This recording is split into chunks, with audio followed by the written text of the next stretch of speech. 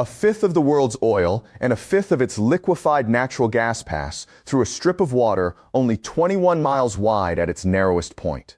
That strait handles roughly 20% of the world's oil supply. Right now, it's caught between two blockades running at the same time. Iran is demanding the U.S. respect its sovereignty over the Strait of Hormuz before shipping returns to pre-war levels, while the Trump administration has vowed to restart a naval blockade of Iran's own ports. Two blockades, one waterway.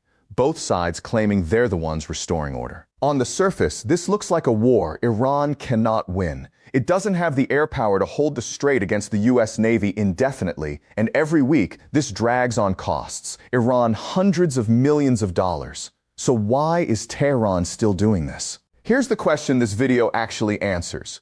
What if Iran was never trying to hold the strait at all? What if the blockade was never about winning a war, but about making everyone else pay for it until they force a deal? By the end of this video, you'll understand Iran's real endgame at Hormuz, and why almost every headline covering this crisis is asking the wrong question. To understand where this goes next, we need to look at exactly where things stand right now. As of this week, the standoff at Hormuz has entered a new, sharper phase. The U.S. military's naval blockade of ships moving to and from Iranian ports resumed at 4 p.m. ET on July 14th, following President Trump's announcement that it would be reinstated and that the U.S. would act as the strait's guardian. That same night, U.S. forces carried out a fourth consecutive night of strikes against Iran, hitting missile sites, drone facilities, naval capabilities, and coastal defense systems in Hormozgan province near the strait. The blockade itself is precise, not indiscriminate. Under the terms announced by U.S. Central Command, any vessel suspected of entering or leaving the blockaded area without authorization is subject to interception, diversion, or capture, with force authorized against non-compliant ships. Ships transiting the strait to destinations other than Iran are not impeded, and humanitarian shipments like food and medical supplies are still permitted into Iranian ports subject to inspection. The economic toll has been severe on both sides. Since the blockade began, 3 ships have been seized. U.S. Central Command reports 85 vessels intercepted, and Lloyd's List estimates 26 vessels have managed to bypass the blockade entirely, while Iran has seized 2 cargo ships of its own in retaliation. The U.S. estimates the blockade is costing Iran $500 million a day. The human cost has been real too. Across the broader crisis, 1 tugboat has been sunk, at least 17 merchant ships damaged, 7 of them abandoned. 2 merchant ships captured 12 seafarers killed or missing, and 1 port worker killed with 2 more wounded in Bahrain. And then there's the money. Trump said this week that the U.S. would charge commercial shippers 20% of their cargo's value to reimburse Washington for providing security in the strait. That's not a wartime footnote. That's the U.S. positioning itself as a toll collector on one of the most valuable choke points on Earth, a move that's already raising questions among regional allies about how this arrangement was decided. So right now, Iran is bleeding $500 million a day. The U.S. is enforcing a blockade and proposing to profit from the strait it's defending. Merchant shipping is caught in the middle, absorbing real losses and real casualties. None of this looks sustainable for Iran, which raises the obvious question: why is Tehran still doing this? To answer that, we have to go back to how this war actually started. This crisis didn't begin at Hormuz. It began with a single devastating strike. On February 28, 2026, the United States and Israel launched surprise airstrikes on Iran, targeting military and government sites and assassinating Supreme Leader Ali Khamenei along with other senior Iranian officials. That single act, the killing of Iran's Supreme Leader, is the trigger for everything that followed. In direct response, Iran moved to block the Strait of Hormuz, and the U.S. military began a campaign to reopen it by force. That reopening campaign began on March 19th, when the U.S. launched an aerial operation against Iranian naval vessels and drones, threatening shipping in the strait, framed explicitly as an effort to restore international passage. As part of that campaign, Israel assassinated Alireza Tangsiri, the Iranian naval officer overseeing the blockade. A targeted move meant to disrupt the operation at its command level, not just its hardware. For a moment, it looked like this might end quickly. A temporary ceasefire was agreed on April 8th, intended to include the reopening of the strait. But Iran instead began controlling traffic through Hormuz on its own terms rather than fully reopening it, and the follow-up Islamabad talks aimed at cementing that ceasefire ultimately failed, leading the U.S. to impose its own naval blockade on Iran on April 13th. That's the pattern worth sitting with. Every attempt to de-escalate this crisis through negotiation has collapsed, and each collapse has been followed by a harder military response. A ceasefire that was supposed to reopen the strait instead became the trigger for a full blockade. Why Hormuz specifically? Because it's one of the only levers Iran has that doesn't just hurt Iran, it hurts everyone. Iran can't match U.S. air power directly, and it can't threaten the American homeland in any meaningful way. But it can make the cost of this war global instantly by putting a fifth of the world's oil supply at risk. That's not a war-winning strategy in the conventional sense. That's a pressure strategy, and the distinction matters more than almost any other detail in this conflict. That distinction is the key to understanding what Iran is actually trying to accomplish. And it's the part of this story almost no one is covering correctly. Here's the argument this video is making. Iran was never trying to win a military contest for the Strait of Hormuz. It was trying to make the cost of the war for everyone else outweigh the cost of ending it on Iran's terms. Militarily, the numbers don't lie. Iran is losing this fight in the Strait in any conventional sense. U.S. and Israeli airstrikes have been degrading Iranian naval capabilities, drone sites, and coastal defenses for months, and strikes are continuing on a near-nightly basis against the very infrastructure. Iran would need to sustain a serious blockade. If this were a fight to physically control the Strait, Iran would already have lost it. But that's not the fight Iran is actually running. Look at who's actually absorbing the pain.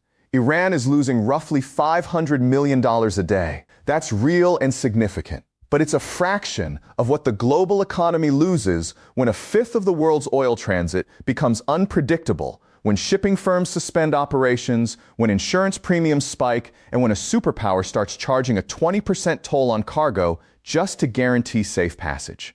Iran doesn't need to win a naval battle. It needs the rest of the world to get uncomfortable enough, fast enough, that pressure builds on Washington to negotiate rather than continue an open-ended blockade and strike campaign.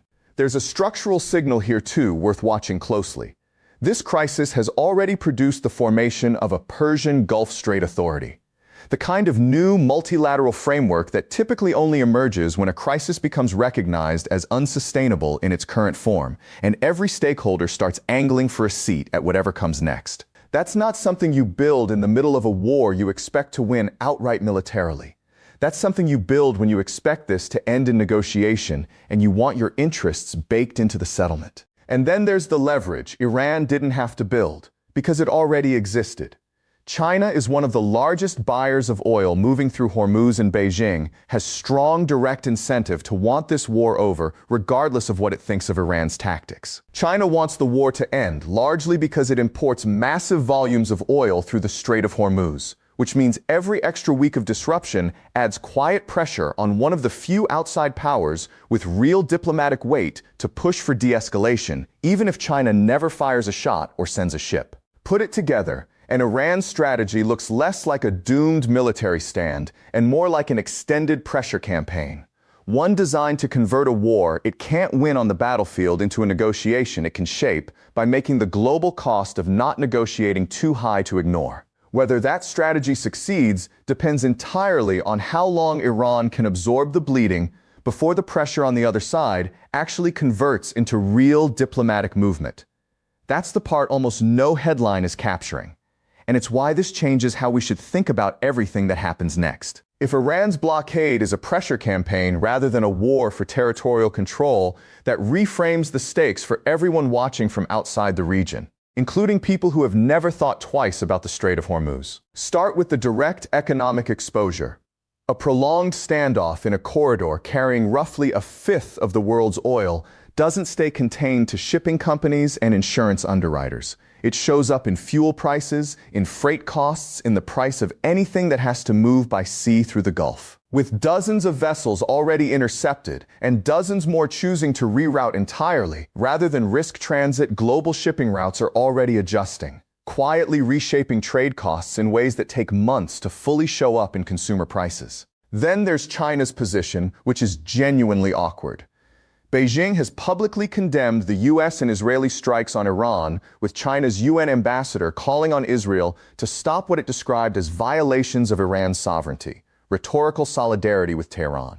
But China's dependence on oil flowing through Hormuz means it wants the war to end, creating real tension between its public alignment with Iran and its private economic interest in a quick resolution. That's not a contradiction China can maintain indefinitely if the blockade drags on.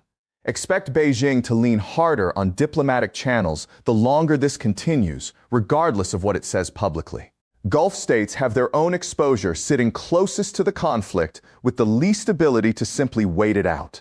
Every intercepted vessel, every diverted shipment, every dollar added to insurance premiums for Gulf-adjacent ports is a direct hit to economies that depend heavily on regional shipping and energy trade continuing normally. And then there's the wild card Iran didn't create, but may end up benefiting from anyway.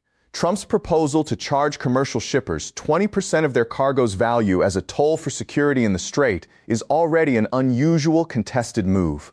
One that risks straining relationships with the very allies the U.S. needs to keep unified pressure on Iran. If Gulf states or major shipping nations start viewing the American blockade plus toll arrangement as its own form of extraction that could quietly erode the coalition pressure that's supposed to be squeezing Iran in the first place, which would only strengthen Iran's negotiating position further. This is what makes the Hormuz standoff bigger than a regional military story. It's a live test of whether a determined but militarily overmatched actor can use a choke point to convert battlefield losses into negotiating leverage against a coalition that on paper holds every military advantage. There's one scenario in particular where this stops being a slow burn pressure campaign and turns into something far less controlled. Three paths are realistic from here. None of them are certain, but each has clear conditions attached. Scenario 1. Negotiated reopening under new terms. This is the outcome Iran's pressure strategy is presumably designed to produce. In this path, the economic pain on both sides, Iran's daily losses, the global shipping disruption, the friction created by Trump's toll proposal, eventually pushes all parties toward a formalized arrangement. Safe transit corridors, an inspection regime, possibly some version of the tolling system made multilateral rather than unilateral with the emerging Persian Gulf Strait Authority as the institutional vehicle. This doesn't mean the underlying war ends. It means the strait gets carved out and stabilized while broader hostilities continue elsewhere. Scenario 2. Prolonged standoff war of attrition. In this path, neither side reaches a breaking point fast enough to force real negotiation. Iran keeps absorbing roughly $500 million a day in losses, betting that global pressure on Washington eventually outweighs its own pain. The U.S. keeps enforcing the blockade and striking Hormuzgan targets, betting Iran breaks first. Shipping firms keep rerouting where they can and absorbing losses where they can't. This is the least dramatic scenario and historically the most common outcome for standoffs like this. A slow, expensive equilibrium rather than a clean resolution. Scenario 3. Escalation through miscalculation. This is the lower probability, higher severity path. With 85 vessels already intercepted and Iran seizing ships of its own in retaliation, the raw number of tense close contact encounters in the Strait keeps climbing. Every interception, every seizure, every strike near civilian shipping lanes is a chance for something to go wrong in a way that pulls in an actor who's currently on the sidelines. A Gulf state whose vessel gets caught in the crossfire, or a miscalculated strike that kills foreign nationals. That's the scenario that could turn a pressure campaign into a genuinely regional war, and it's exactly why every additional week this standoff continues matters more than it might look on the surface. The variable that likely determines which path we're on, how long Iran can sustain the economic bleeding before domestic pressure, inflation, fuel shortages, public unrest, forces its own leadership toward the negotiating table faster than outside diplomatic pressure forces Washington there. Watch Iran's internal economic indicators as closely as the military headlines. They may be the more honest signal of where this actually ends. Also worth watching, whether China's private economic interest in ending the war starts translating into visible diplomatic pressure on Tehran, and whether Gulf states start pushing back on the U.S. toll proposal loudly enough to fracture the coalition, applying pressure on Iran. So what is Iran's real endgame at the Strait of Hormuz? It isn't holding the strait. Iran doesn't have the air power for that, and every indicator shows its naval and coastal capabilities being steadily degraded by US and Israeli strikes. The real endgame is leverage. Using one of the only levers Iran has that hurts the entire world, not just itself, to convert a war, it's losing militarily into a negotiation it can still shape. That reframes almost everything about how to read this crisis. The blockade isn't a sign of Iranian strength. It's a sign that Iran has calculated the global cost of instability at Hormuz is worth more to its position than any battle it could actually win in the strait itself. Whether that calculation pays off depends on a race that's still ongoing. Can Iran outlast its own economic bleeding long enough for outside pressure? On Washington, on the coalition, on global oil markets? To force a deal on terms Tehran can live with? None of the three paths ahead are guaranteed. A negotiated reopening under new terms remains the most likely outcome if current trends hold. A prolonged standoff remains entirely plausible if neither side blinks. And the risk of an escalating miscalculation grows with every additional week. This drags on, not because anyone wants a wider war, but because tense high-frequency encounters in a contested strait rarely stay controlled indefinitely. What to watch in the weeks ahead? Iran's internal economic strain, whether China's quiet incentive to end this war starts showing up in real diplomatic pressure, and whether the US toll proposal ends up uniting or fracturing the coalition currently squeezing Tehran. The Strait of Hormuz has always been one of the most consequential 21 miles of water on Earth. Right now, it's also the clearest window into how a militarily overmatched power tries to win a war it can't win outright, by making sure nobody else gets to stay comfortable while it loses. If you want the story behind the headlines before it becomes the headline, subscribe.